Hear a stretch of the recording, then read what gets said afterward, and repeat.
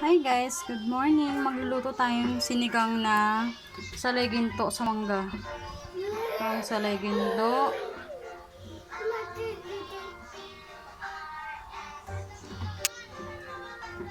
Lagyan natin pa ng topping sa ibabaw na mangga. Yan na. Tapos mamaya lalagyan natin ng dahon ng talbos pag kumulo. Lagyan natin ng sangkap na tubig.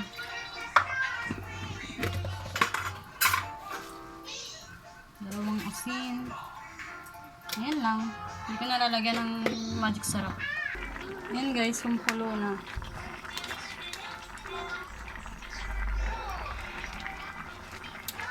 Pasim. Lagyan na natin yung talbos.